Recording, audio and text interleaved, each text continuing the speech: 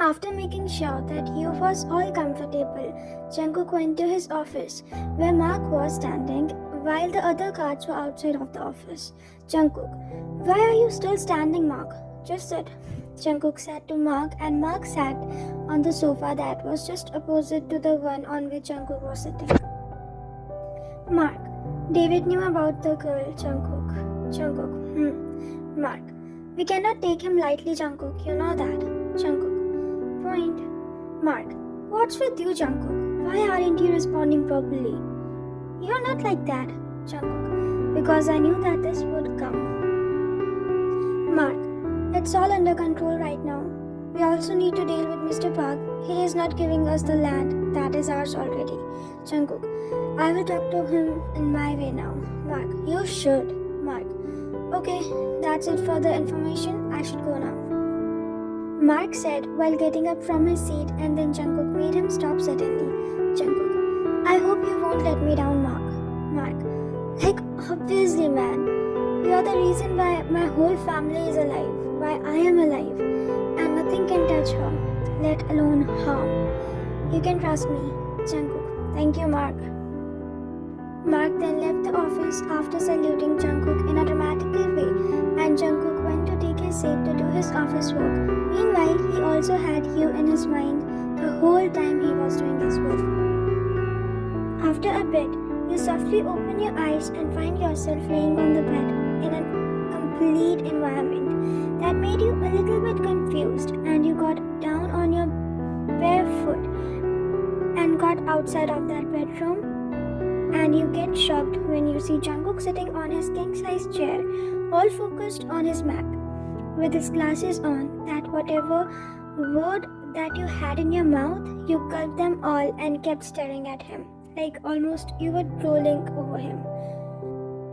Although Jungkook was doing his work, but the time you came out of the bedroom to the office, he acted all cool and cold.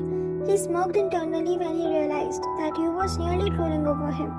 But when he saw you barefoot, he got off his seat and nearly ordered you to sit down at the couch. The time you sat on the couch, Jungkook called Mark immediately. Jungkook, Mark brings him soft slippers and also tells Jenny to come. She might be in Taeyang's cabin, and don't disturb them, just ask her to join this office in a bit, Mark. So, then Mark makes his way out of the Jungkook's office to follow his order, and gathering all your strength, you finally speak. You yourself do not know that how and why, but you are not scared of Jungkook as everybody is around you. You just say whatever you feel like to say to him, and some way you feel safe around him. You don't know why. And his presence somewhat reminds you of your childhood friend, whose friend you don't really remember by now, as he was really small at that time. But you can tell that the vibe and the aura is exact same. Why? How can you order everyone like that the whole time? Like, can't you be polite at once, and smile a little bit? Why are you same all the freaking time? I just don't get it. Jungkook just raised his eyebrows listening to you, and he wondered that what should his answer would be. Because of you, and your pout was making him so weak that he just wished to kiss you at that time. But only he knew that how he controlled himself, and also he maintained his cold posture along with his straight face, which you find annoying, so you thought of something really risky and adventurous in your mind. Wine in mind. I really have to make you learn how to be polite to the people around. Now see you, Mr. Rude Bunny. Wine. Have you got me here to just sit around? What is my job here and what do I have to do?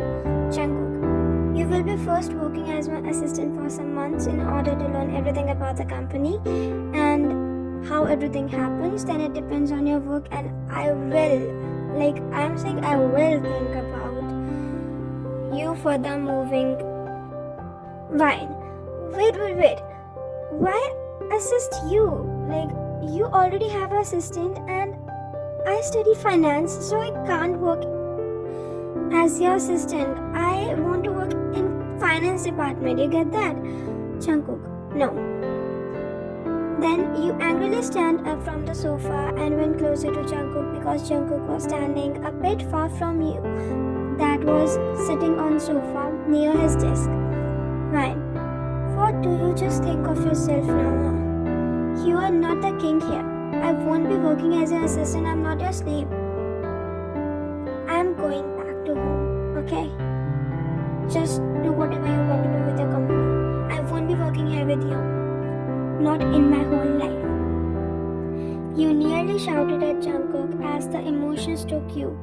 And for some reason, Jungkook, who can't even tolerate the high voice, stood unaffected in front of you.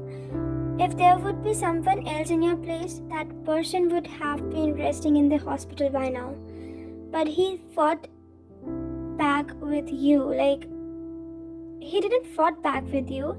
Instead, he let you do whatever you wanted to do and let you speak whatever you wanted to. But when you turned back to the door to go out of the office, he held you by your waist and carried you by your shoulders and made you sit on his office desk. And you was just shook by his behavior. All the words got drained out of your head because of his action. Jungkook, sit here and be quiet. Then, in no time, Mark came and knocked on the office door, along with Jenny following Mark to go in the cabin of the Jungkook, as Jungkook also asked Mark to bring Jenny along with him to his office. Mark, so should we cut in? Jungkook, come. The time when Mark kept the box of those branded slippers down, Jungkook, without any hesitation and without thinking about the presence of Mark and Jenny, took the slippers out of the box, and he himself made you wear those slippers while you were sitting on his desk like a lost child. You thought on what was happening, whereas both Mark and Jenny were beyond shock on the behavior of Jungkook towards you, that both Mark and Jenny was just staring glances with each other, having an awe face. The man who never listened to anybody and never gave anyone a second chance. The man who literally had the whole army of men and maids to do every slightest of his work. He was head over heels for a mere childish girl.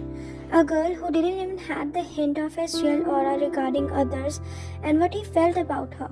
Jungkook never laughed at any kind of a joke or anything, let alone smile, except his uncle, whom he called Dad, and his 6 youngs. He just smiled in front of them. He is deadly mafia also, and nobody ever tried to go against him. But there was he, just completely opposite towards you.